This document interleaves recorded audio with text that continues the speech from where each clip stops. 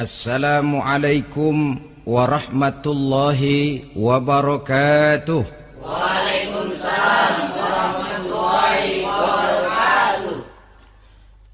Alhamdulillah, wassalatu wassalamu ala sayyidina Rasulillah, sayyidina wa maulana Muhammad ibn Abdullah wa ala alihi wa sahbihi wa mawalah. La haula wa la quwwata illa billah, amma ba'du. Bapak-bapak, ibu-ibu, saudara-saudara kaum muslimin rahimakumullah. Sudah menjadi keyakinan dalam kehidupan kita bahwa segala yang ada permulaannya tentu akan ada penghabisannya. Setiap yang punya awal mesti akan punya akhir. Tidak ada keabadian dalam kehidupan dunia ini. Semuanya datang dan pergi silih berganti, berubah oleh pergeseran masa dan pertukaran waktu. Demikianlah kalau kita mau merenungi kehidupan dari alam di sekitar kita. Sejak dari kehidupan tumbuh-tumbuhan, binatang, sampai kepada kehidupan kita, makhluk bernama manusia. Lihatlah kita manusia misalnya. Dimulai sejak kita terlahir ke alam ini, keluar dari alam rahim ibu, menjadi bayi yang merah tidak berdaya, untuk kemudian berangsur meningkat menjadi anak-anak. Dari kehidupan anak-anak berubah lagi kita menjadi remaja dengan segala keceriaan dan kelincahannya, dan dari masa remaja naik lagi kita memasuki usia dewasa, untuk kemudian berangsur memasuki hari tua.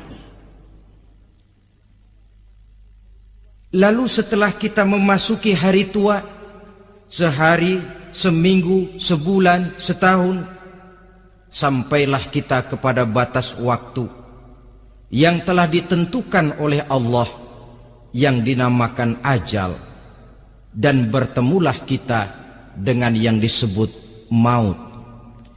Ini merupakan kepastian dalam kehidupan.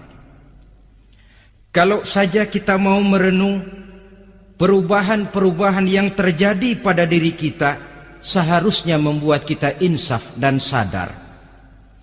Di kala remaja kita begitu lincah, punya rambut yang hitam ikal berderai, punya lesung di pipit, punya senyum yang indah menawan setiap orang yang melihat, punya kulit yang kencang dan bersih.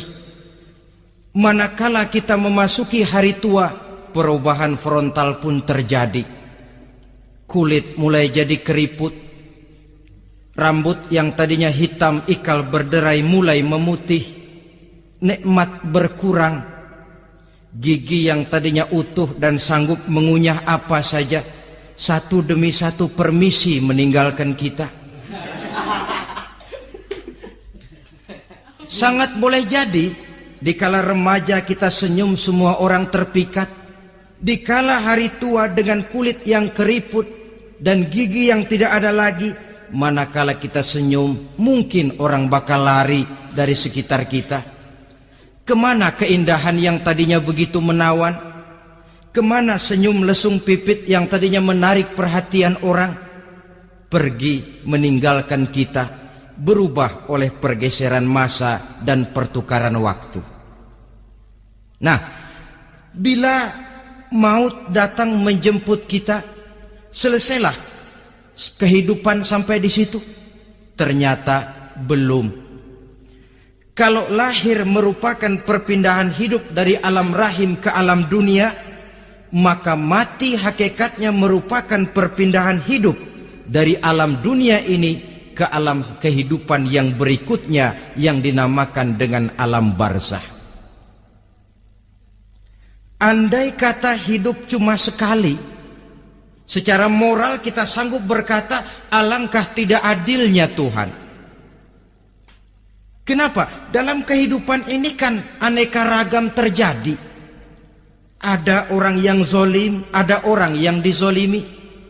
Ada orang yang membunuh, ada orang yang terbunuh.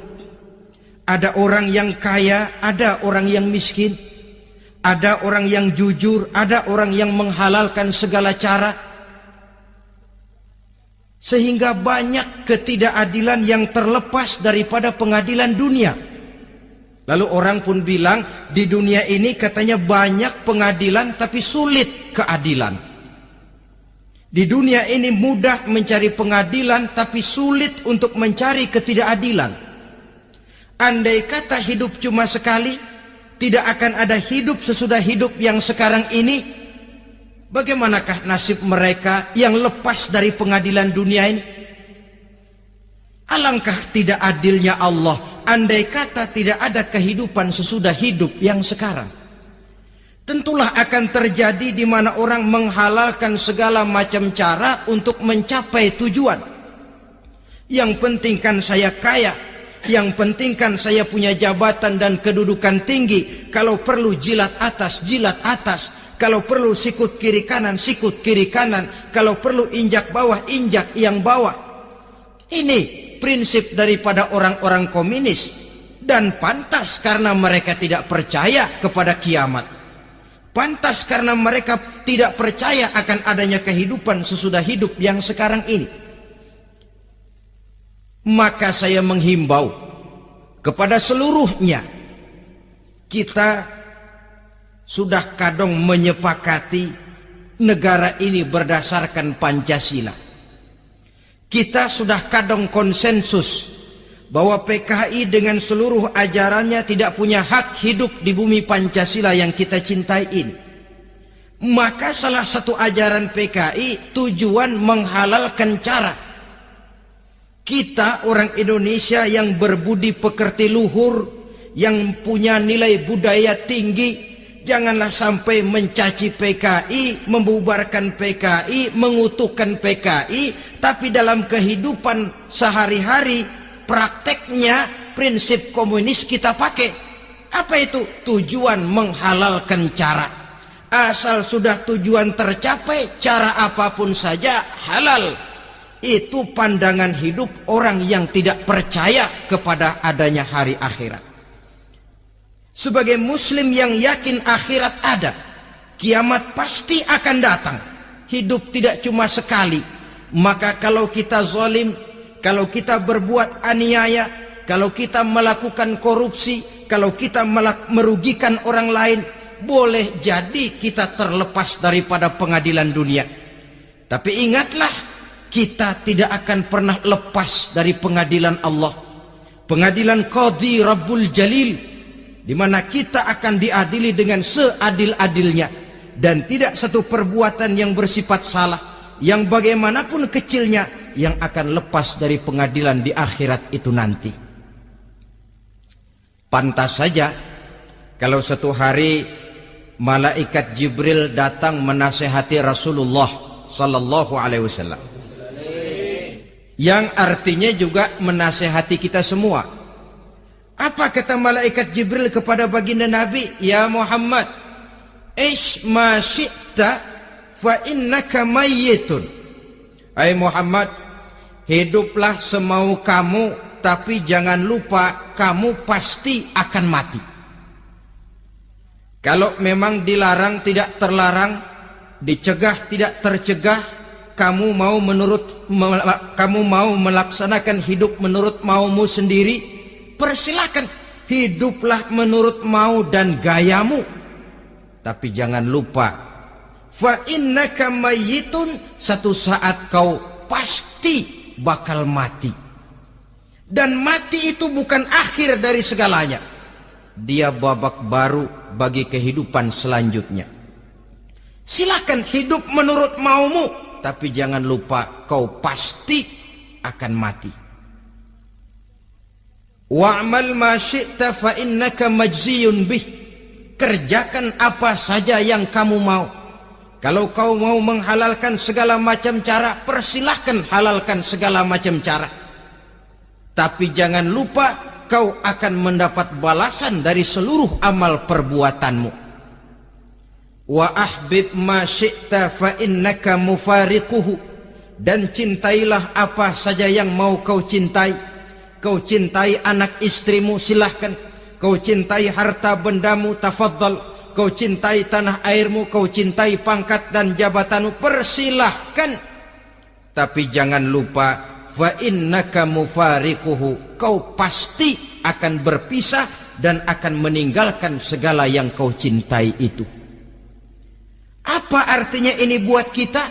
Ternyata sesudah maut datang menjemput kita, ada kehidupan sesudah hidup yang sekarang ini. Ini yang mendorong kita untuk dalam kehidupan di dunia ini tidak melakukan prinsip saenake dewe, semaunya sendiri saja, asal perut kenyang, asal pangkat tinggi, asal harta dapat. Masa bodoh dengan merugikan orang lain, masa bodoh dengan menipu orang lain. Iku jenenge saenake dewe. Muslim tidak diajarkan. Ingat manusia, setelah kau mati, setelah kiamat datang, kau akan dibangkitkan, kau akan dimintakan pertanggungan jawab tentang kehidupan yang sekarang ini. Saudara hadirin, oleh sebab itu kalau kita bicara soal kiamat, soal akhirat, ini memang masalah yang gaib, yang sepenuhnya tidak bisa dicernakkan dengan kemampuan penalaran intelektual. Dasar di dalam membicarakan ini tidak lain adalah iman kita kepada Allah Subhanahu wa ta'ala. Bukan cuma zaman sekarang, dari zamannya Nabi. Orang itu kalau sudah bicara kiamat, bicara akhirat, ada yang ragu-ragu, ada yang menolak sama sekali. Bukan dari zaman sekarang, dari zaman dulu. Pernah kok satu saat Rasulullah itu dakwah, menceritakan, saudara-saudara, akan terjadi kiamat di mana Allah akan membangkitkan manusia dari kuburnya untuk memintakan pertanggungan jawab. Ini dalam dakwahnya Nabi pidato macam itu. Apa reaksi orang? Yang beriman ya mantap, tapi yang tidak beriman, bajingan-bajingan Quraisy ini, mereka bertepuk tangan, mengejek, mencaci.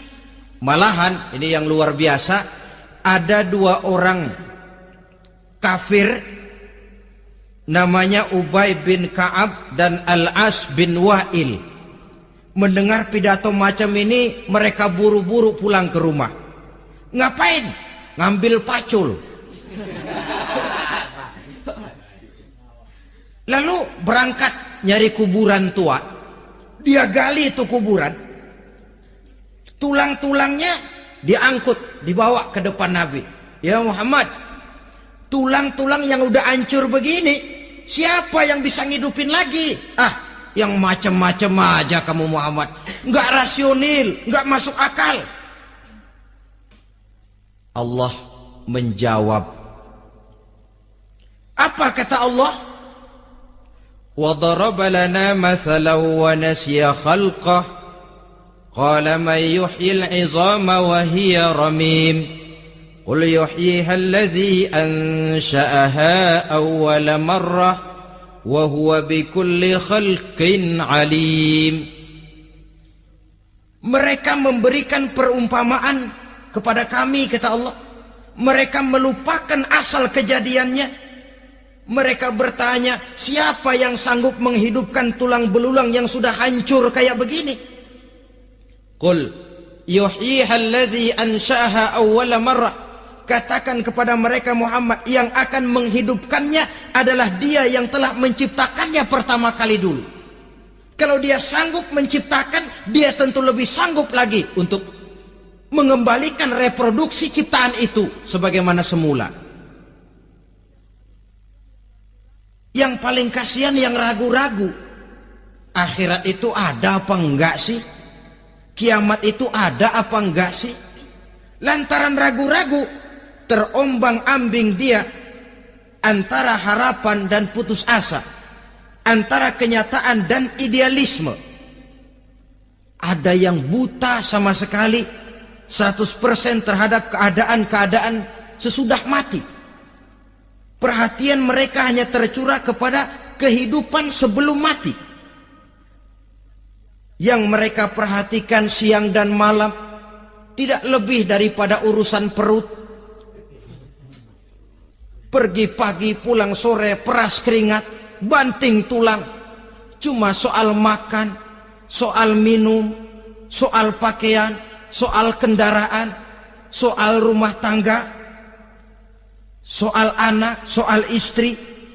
Yang mereka pentingkan hanya soal-soal politik misalnya, ekonomi, pembangunan dan industri. Untuk soal-soal kayak begitu giat betul, habis seluruh waktu untuk memikirkan meningkatkan kebudayaan, politik, sosial, ekonomi.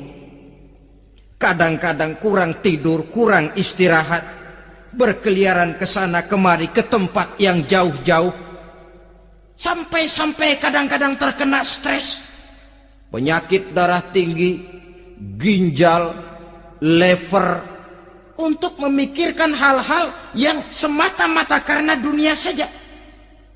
Lantas boleh jadi mereka mendapatkan kekayaan yang berlimpah ruah, mendapatkan kedudukan yang tinggi, nama yang semerbak, dikenal orang di barat dan di timur, di utara dan di selatan. Tetapi alangkah kecewanya mereka jikalau datang ajal menjemput nyawa, mati mereka, meninggalkan harta yang banyak, nama yang masyhur. Mereka disebut dengan jasa-jasanya. Radio memberitakan, TV menyiarkan, koran-koran memuat. Bahkan nama mereka kadang-kadang dikenang 2-3 tahun setelah wafatnya. Tetapi dalam pada itu, roh mereka merintih, mengeluh, menderita, karena dilemparkan oleh Allah ke tempat-tempat yang kotor. Penyesalan yang sudah tidak akan ada gunanya lagi. Saudara-saudara kaum muslimin rahimakumullah, oleh karena itu kehidupan akhirat bukanlah dongeng dan takhayul, bukan khurafat dan hayalan. Kehidupan akhirat, hari kiamat adalah kebenaran dan kepastian. Dalam surah Al-Hajj ayat ke-7, Allah Subhanahu wa taala menyatakan, wa anna as-sa'ata atiyatun la raiba fiha wa anna Allah yab'atsu man fil qubur, dan bahwasanya kiamat itu sesungguhnya adalah sesuatu yang pasti dan tidak ada keraguan-raguan lagi di dalamnya, dan bahwasanya Allah sungguh-sungguh akan membangkitkan manusia dari kuburnya masing-masing. Nah, kalau kita sudah yakin kiamat sesuatu yang pasti adanya, akhirat sesuatu yang pasti adanya, dari mana pembicaraan tentang kiamat ini kita mulai? Tentu dari diri kita. Marilah kita mencoba melihat proses perjalanan hidup ini sampai kita memasuki kiamat. Hadirin, tidak ada makhluk secantik manusia. Tidak percaya, pernah ke Ragunan? Nah, saudara masuk ke kebun binatang, segala macam makhluk ada di situ. Ratusan macam jenis binatang. Bandingkan dengan saudara, kira-kira cakep mana?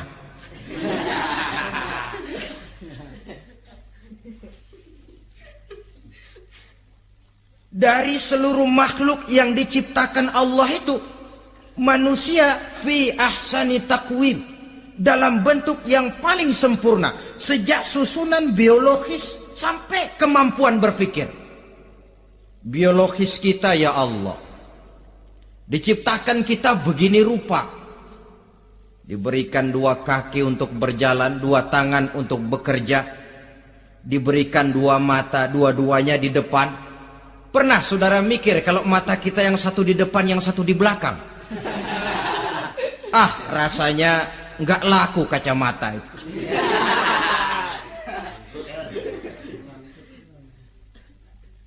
Diberikan hidung dengan 2 lubang, tahu betul Allah ke bawah lagi lubangnya. Coba pikir kalau lubang hidung kita menghadap ke atas. Aduh, kalau musim hujan repot jagain hidung. Laqad khalaqnal insana fi ahsani taqwim. Sungguh telah kami ciptakan manusia dalam bentuk kejadian yang paling sempurna ketimbang makhluk-makhluk Allah lainnya. Nah, kesempurnaan manusia ini oleh karena hidupnya terdiri dari 2 unsur pokok. Pertama unsur jasmani dan kedua unsur rohani. Jasad dan roh. Jasad yang terlihat sekarang ini, potongan saudara yang ngejedok di depan saya ini jasad saudara. Ini yang berasal dari sari pati makanan yang dimakan oleh bapak ibu kita. Lalu hasil kerjasama yang baik antara ibu dengan bapak, terwujudlah kita. Kalimat langsungnya jasad ini berasal dari tanah yang tadi berubah dari bayi, remaja, dewasa, meningkat hari tua. Yang berubah itu jasmani kita.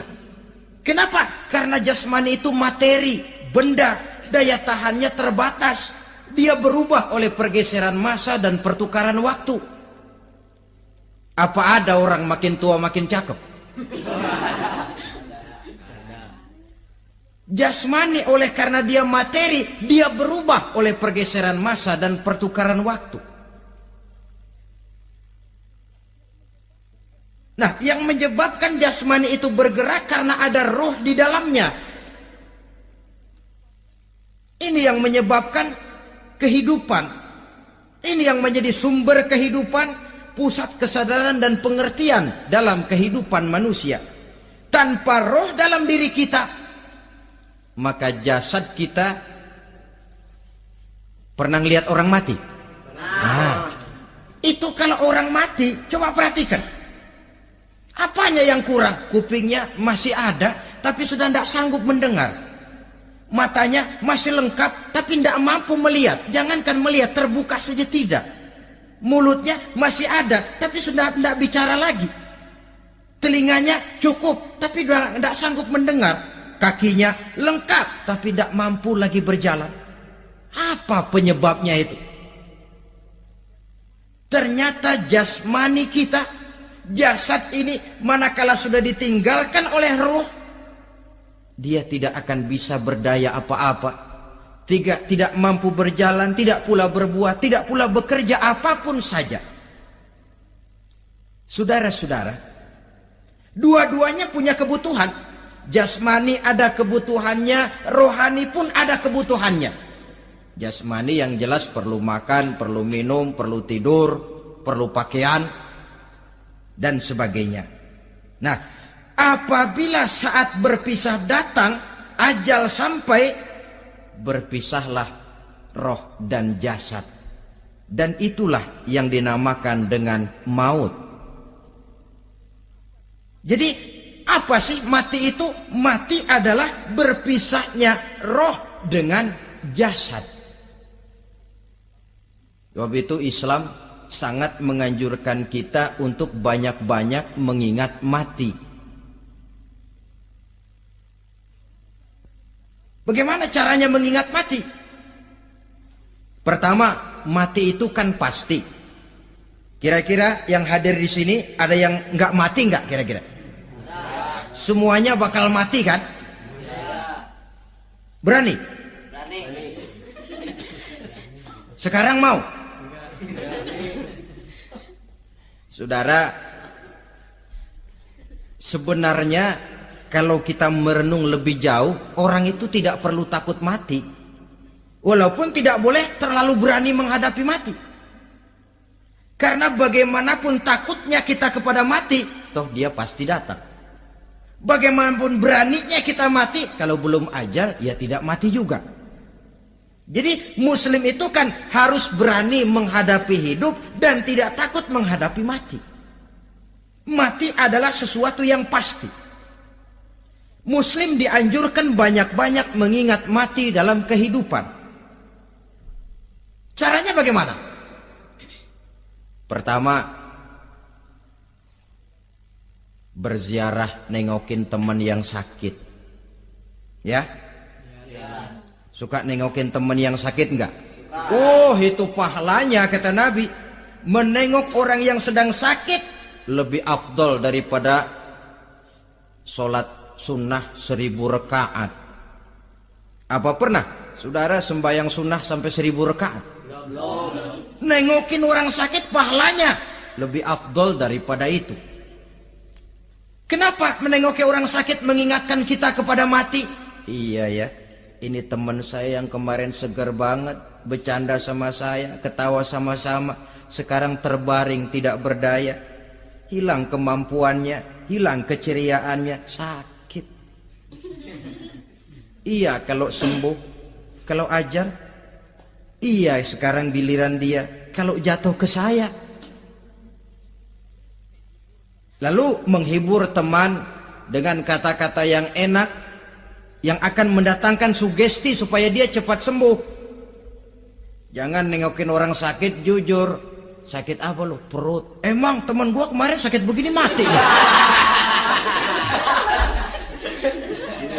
Wah, itu orang bisa jadi shock lantaran etika kita tidak akan sampai ke sana. Menjenguk orang sakit akan mengingatkan kita kepada mati. Apalagi ziarah kubur.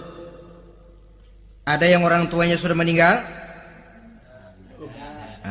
Kalau ada, ya tidak bisa tiap hari, sekurang-kurangnya seminggu sekali, Jumat pagi misalnya, ziarah kita ke kubur. Sehingga kalau kita masuk kubur kan ada etikanya. Assalamualaikum ya ahlal kubur wa inna insyaallahu bikum lahikun. Hai penduduk kubur, keselamatan bagi kamu dan kami yang masih hidup sekarang ini insyaallah pasti bakal nyusul kamu. Iya, yang kemarin gagah benar sekarang terbaring tanpa daya. Ini unggukan kuburannya. Yang kemarin ada sekarang sudah tidak ada. Kemana dia? Kami satu saat pasti akan begini. Ingat mati. Lalu apalagi yang bisa membuat kita ingat kepada mati? Mengawal jenazah. Bukankah sangat dianjurkan oleh agama? Bahkan kalau bisa sejak mengurusnya, memandikannya, mengkafankannya, menyolatkannya untuk kemudian mengantarnya ke kubur. Hari ini saya antar dia ke kubur, besok boleh jadi saya yang diantar orang. Hari ini saya solatkan dia, besok boleh jadi saya yang disolatkan orang. Hari ini saya masukkan dia ke liang lahat, besok mungkin giliran saya dimasukkan orang ke liang lahat. Ingat mati, tumbuh kesadaran.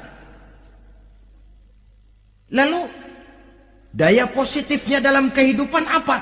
Nah, saudara-saudara hadirin, orang yang mengingat mati bukan lantas menjadi lemah dalam kehidupan, menjadi putus asa, sedikit semangat, terbentur kesulitan, mudah frustasi.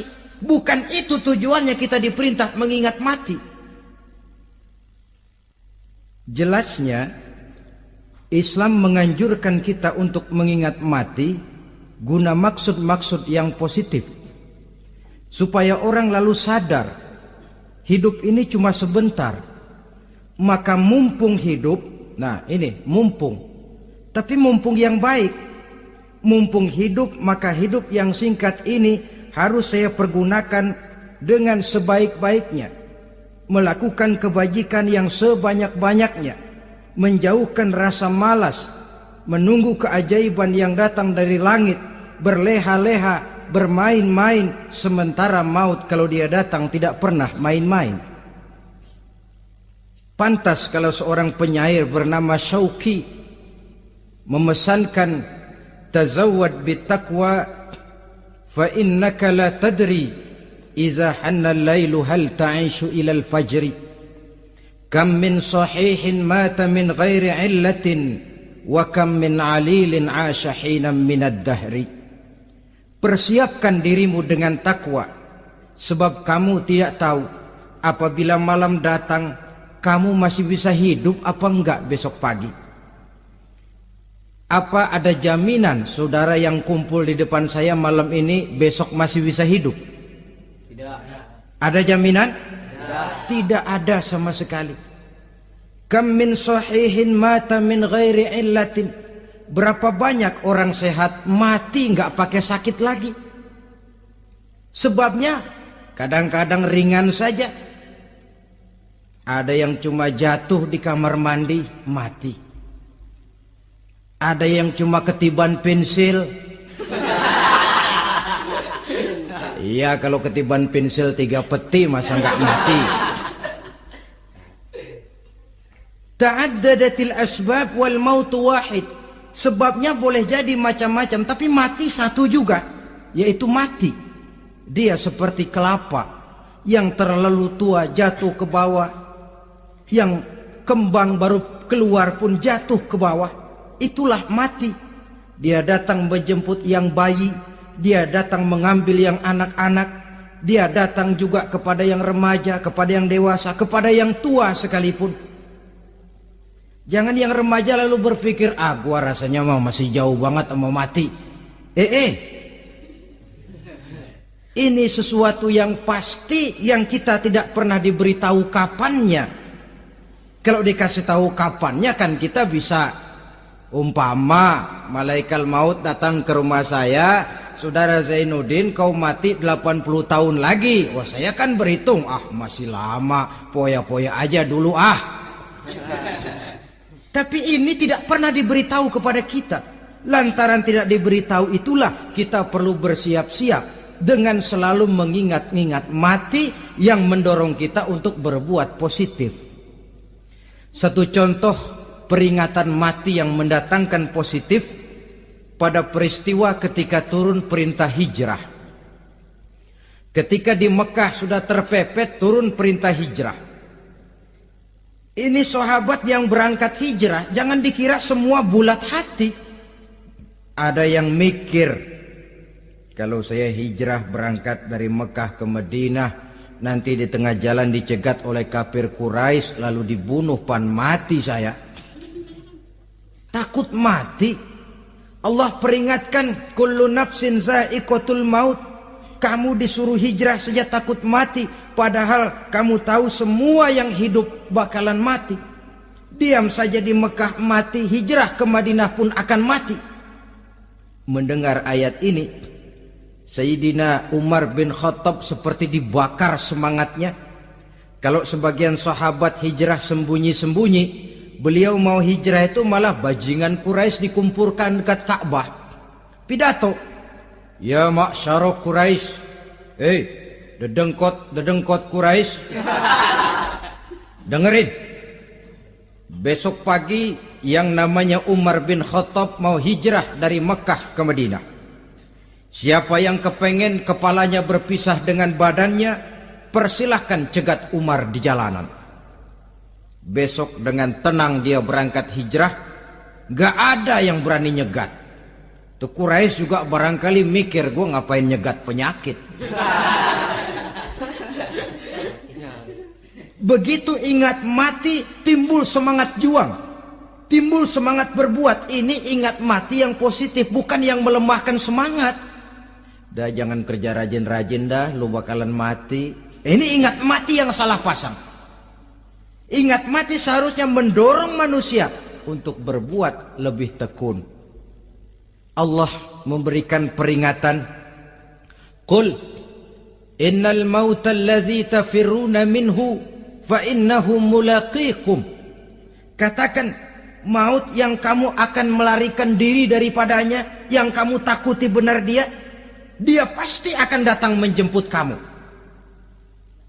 Saudara-saudara hadirin yang saya hormati, datangnya memang tidak kita harapkan yang namanya maut, Tapi sekali dia datang, tidak ada pintu tempat kita lari. Dia memang tidak pernah kita undang. Tapi sekali dia datang, mengetok pintu, kekuatan apa yang bisa menolak? Dia sebuah tanda seru dalam kehidupan. Apa yang menyebabkan orang takut mati? Pertama barangkali karena dia tidak tahu bagaimana kehidupan sesudah mati. Alam kubur gelap, alam akhirat gelap. Sehingga dia bingung, lantaran bingung lalu jadi takut. Yang kedua boleh jadi oleh bayangan-bayangan dosa yang pernah dia kerjakan di dunia ini. Kerjanya cuma menumpuk dosa. Dia gembira, bahagia, tertawa di atas tumpukan dosanya. Merasa segan berpisah dengan seluruh kehidupan ini. Sehingga boleh jadi maut adalah sesuatu yang ditakutkannya benar dalam kehidupan. Tapi bagaimanapun takutnya, tidak ada tempat lari dari dia. Dalam ayat lain Allah jelaskan, Aynama takunu yudrikumul mautu walau kuntum fi burujim musayyadah. Di mana saja kamu berada, dalam benteng yang paling tangguh sekalipun, maut pasti akan datang menjemput kamu. Nah, bagaimana caranya maut datang menjemput kita? Bila datang dia, sang malaikat pencabut nyawa, malaikat Israel namanya, hendak mengambil roh kita. Dalam suasana macam begitu, di akhir kehidupan dunia, dalam berhadapan dengan sakaratul maut, terbagilah manusia dalam dua bagian besar. Pertama, yang menghadapi sakaratul maut itu dengan husnul khatimah, baik di akhirnya, sehingga pada saat ruhnya berpisah dengan jasadnya, kelihatan dia seperti senyum, mukanya cerah. Bahkan sebelum itu boleh jadi dia sempat meninggalkan pesan-pesan yang baik. Ada yang sempat azan, ada yang sempat baca Quran. Pernah kan nemui orang yang mau mati seperti itu? Yang sempat azan, yang sempat baca Quran, yang sempat meninggalkan wasiat-wasiat yang baik. Sebab apa? Malaikat maut datang menjemput mereka juga dengan baik-baik. Dicabut ruhnya perlahan-lahan, tapi sungguh pun perlahan-lahan. Pedihnya, sakitnya tetap tiada tara. Rasulullah Sallallahu Alaihi Wasallam, dikala beliau hendak berhadapan dengan sakaratul maut, diceritakan mencelupkan tangannya ke dalam gelas berisi air, lalu mengusapkannya ke muka beliau seraya berdoa, Ya Allah, mudahkan saya dalam menghadapi sekarat ini. Beliau juga yang mengatakan bahwa sakitnya sakaratul maut sama dengan 300 kali bacokan pedang. Sehingga kita diajarkan doa, di antara doa selamat itu kan ada Allahumma hawwin alaina fi sakaratil. Ya Allah, mudahkan saya di dalam menghadapi sakaratul maut itu. Ketika ruh ini keluar dari jasad, mata masih mengikuti ruh itu. Sehingga kadang-kadang ada yang matanya terbelalak dan tidak sempat ditutup, terbuka terus, mengikuti ruh itu keluar dari jasadnya. Adapun golongan kedua, manusia yang ketika berhadapan dengan sakaratul maut mendapatkan su'ul khatimah, jelek di penghabisannya. Sekaratnya sudah setengah mati, lalu jelek juga di akhirnya, mati dalam keadaan yang tidak baik, tidak terpuji. Ada yang lagi megang kartu, mati. Ada yang lagi di tempat ngadu ayam, mati. Ada yang lagi di tempat pelacuran, mati. Ada yang lagi megang botol minuman keras, mati. Nih barangkali malaikat maut gemes banget nariknya, lu bajingan, lu tarik terus ya,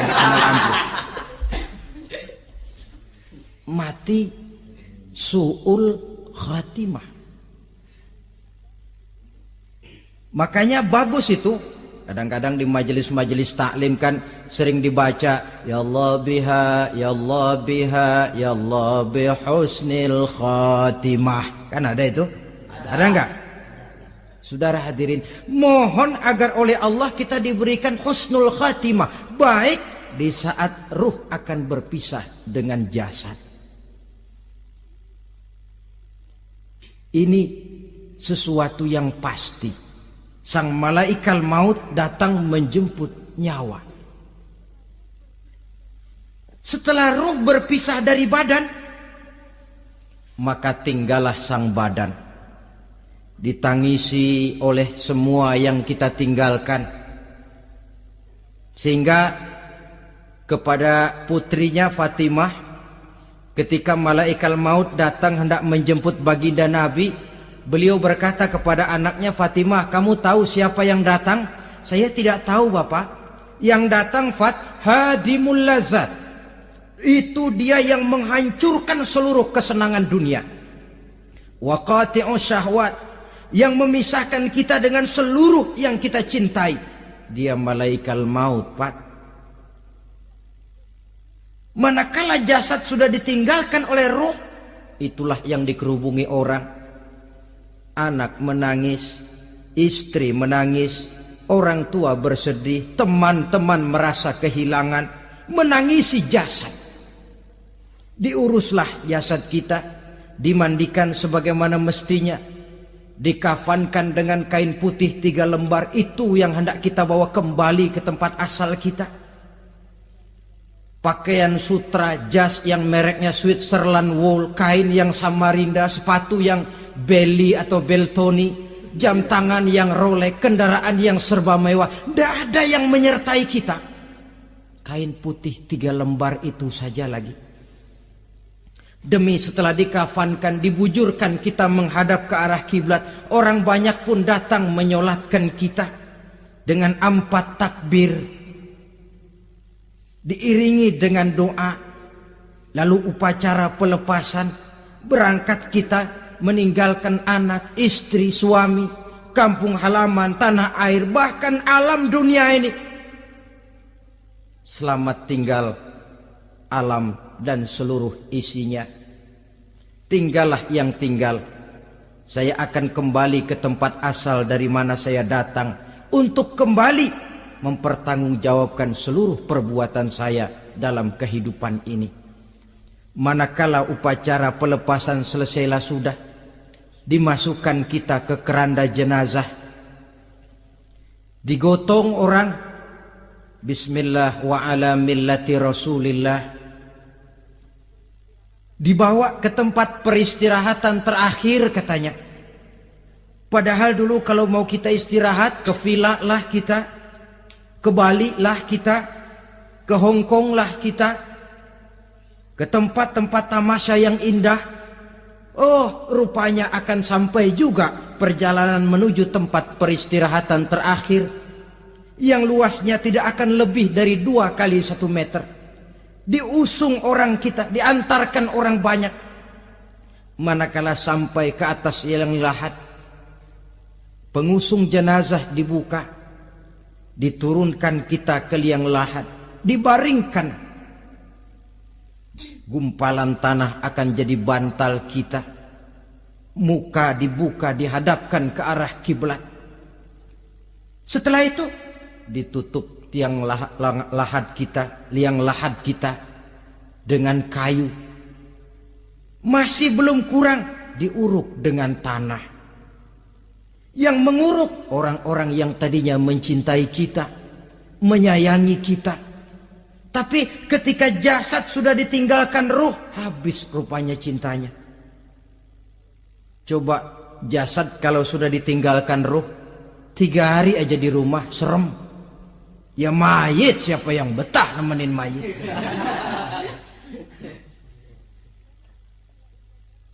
Lalu bila upacara pemakaman selesai, maka berusahalah semuanya. Para pengantar akan kembali ke rumahnya masing-masing. Maka masuk kita ke alam kehidupan, yaitu yang disebut alam barzakh atau alam kubur. Apa selesai hidup sampai di situ? Tidak. Hanya beberapa langkah setelah yang mengantar kita pulang. Diriwayatkan dalam hadis Bukhari dan Muslim, bila seseorang sudah diletakkan di kuburnya, lalu yang mengantar kembali pulang, maka roh si mayit akan dapat mendengar bunyi terompah orang yang pulang itu. Bunyi terompahnya terdengar. Datang dua malaikat menanyakan dia dengan pertanyaan-pertanyaan yang kalau bisa dijawab dengan betul, dua malaikat yang bernama Munkar Nakir akan bilang, jawabanmu betul, tenanglah kau di sini, naumatal arus, tidurlah kau di sini seperti tidurnya pengantin. Orang yang baik-baik di alam kuburnya akan mendapat nikmat kubur, sehingga masa penantian yang lama. Sebab jangan lupa, kita masuk ke kubur itu kan menunggu sampai datangnya hari kiamat. Jadi kalau kiamat umpama masih 1000 tahun lagi, ya 1000 tahun kita menunggu.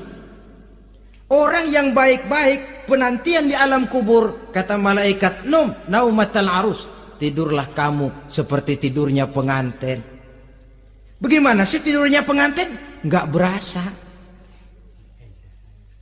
Iya, kata anak sekarang, endah aja udah. Begitu mendusin pagi, kata lakinya, malam sebentar bener ya Neng. Sebentar betul katanya malam. Ya tentu saja tidak terasa. Kenapa? Dia tidak pernah memikirkan waktu. Terbawa oleh kenikmatan dan kelezatan yang dirasakannya dalam kehidupan. Tapi orang kafir, orang yang dosanya bertumpuk, tidak sanggup menjawab pertanyaan dua orang malaikat, maka dia akan mendapat azab di alam kuburnya terus menerus siang dan malam sampai datangnya hari kiamat.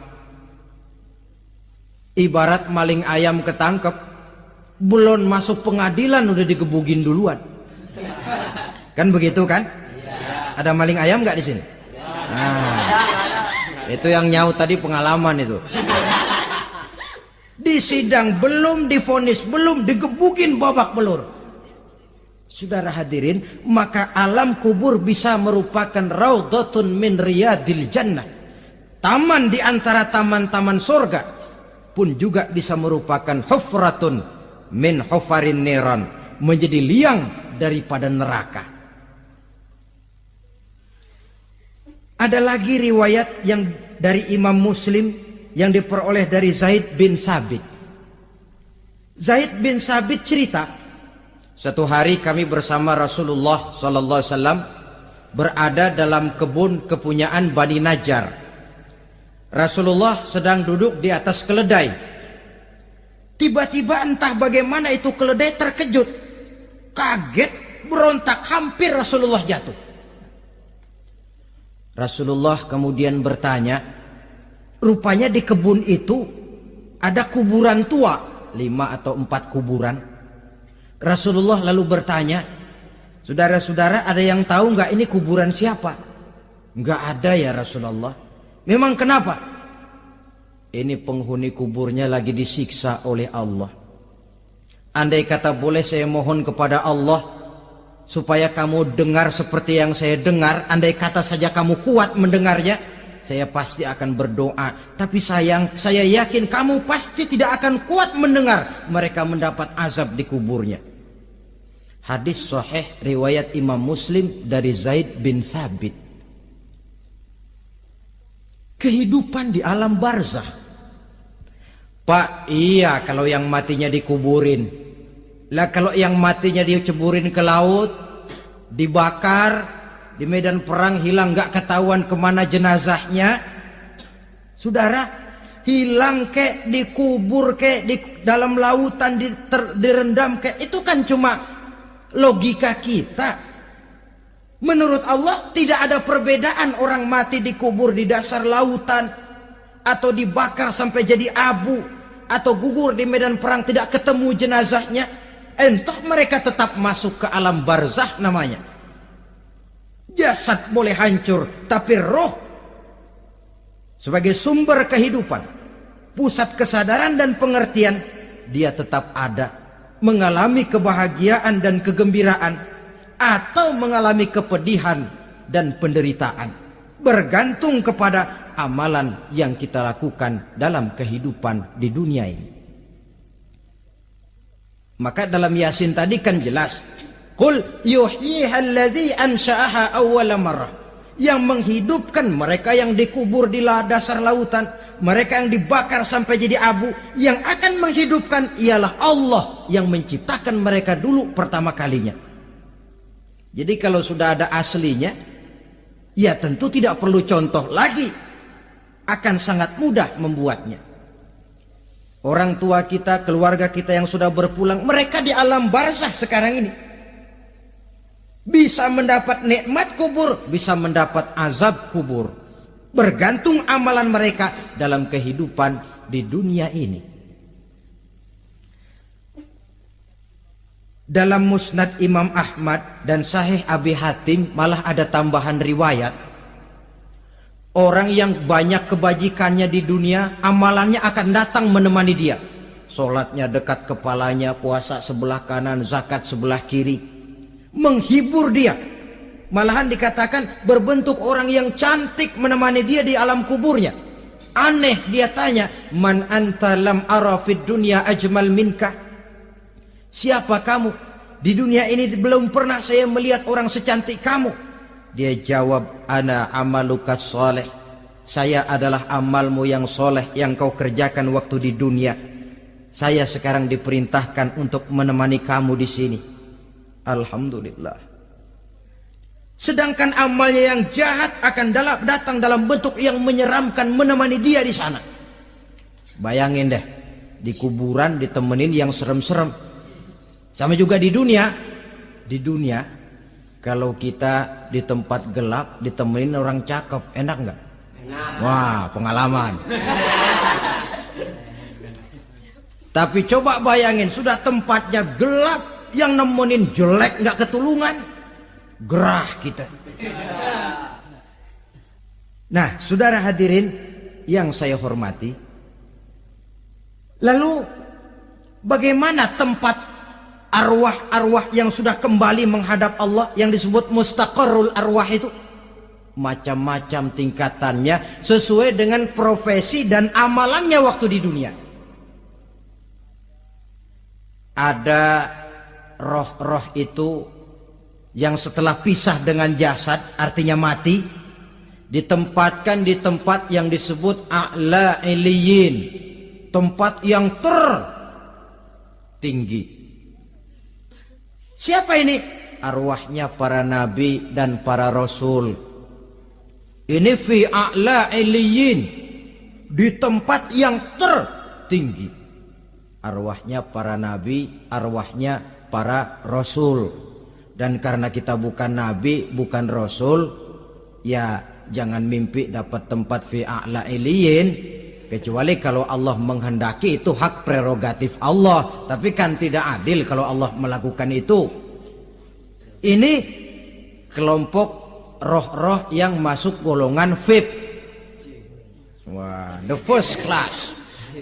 Para nabi, para rasul. Lalu ada pula roh-roh itu yang setelah pisah dengan jasadnya diumpamakan seperti burung-burung hijau yang berterbangan di perkebun-kebunan surga. Roh siapa mereka ini? Rohnya para syuhada, orang-orang yang mati syahid gugur membela agama. Nah, ini bedanya orang mati syahid dengan pahlawan, ya.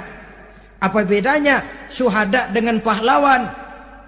Kalau syuhada, orang yang gugur membela agama, niatnya karena Allah, mati syahid. Kalau pahlawan, orang yang gugur membela negara, orang yang dianggap berjasa kepada pemerintah. Klimaksnya, kalau orang mati syahid jelas surga, tapi pahlawan belum tentu surga. Kenapa? Bergantung kepada negara macam apa yang dibelanya dan pemerintah model mana yang dibelanya. Di negara-negara komunis misalnya, banyak nggak pahlawan? Banyak. Dengan sekian tanda jasa yang mati di medan perang dan sebagainya. Kira-kira pahlawan komunis masuk surga enggak? Tidak. Ya, kalau pahlawan komunis masuk surga, kita enggak kebagian kapling di surga barangkali. Inilah bedanya pahlawan dengan orang mati syahid. Kemudian ada pula roh itu yang tertahan di pintu surga. Tertahan di pintu surga. Ini seperti tadi, orang yang mati syahid tapi masih ada kaitan di dunia. Rasulullah pernah ditanya orang, ya Rasul, kalau saya maju ke medan perang bela agama, mati syahid, apa saya masuk surga? Iya, masuk surga. Kecuali kata Nabi, kalau masih punya utang. Nah, tertahan di pintu surga. Ada pula roh itu yang tertahan di alam kuburnya. Ini umumnya seperti tadi itu. Ada mempunyai dosa, mempunyai kesalahan, sehingga merasakan azab kubur. Ada juga roh itu yang tertahan di permukaan bumi. Mereka yang dalam hidup selalu menumpuk dosa-dosa yang besar, meninggal sebelum keburu untuk bertaubat. Saudara hadirin yang saya hormati, inilah yang kita khawatirkan. Sebab jikalau pada saat roh sudah datang, jikalau saatnya roh datang berpisah dengan jasad, menemukan sakaratul maut, saat itu taubat sudah tidak akan ada gunanya lagi. Masuk ke alam kubur, mendapat azab kubur sampai datangnya hari kiamat. Berapa lama di alam kubur ini? Menunggulah kita sampai datang saatnya kiamat. Nah, saudara-saudara, apa tanda-tanda hari kiamat? Kapan dia akan datang? Bagaimana hal ihwal manusia pada saat terjadi kiamat? Bagaimana alam ini? Bagaimana perhitungan di padang mahsyar? Insya Allah akan saya ungkapkan pada bagian kedua dari ceramah ini. Insya Allah kita akan lanjutkan pembicaraan ini sampai kepada terminal paling akhir, surga dan neraka. Inilah saja pertemuan kita pada kesempatan kali ini. Terima kasih banyak atas segala perhatian. Mohon maaf atas segala kekurangan. Wabillahi taufiq wal hidayah. Wassalamualaikum warahmatullahi wabarakatuh. Waalaikumsalam warahmatullahi wabarakatuh.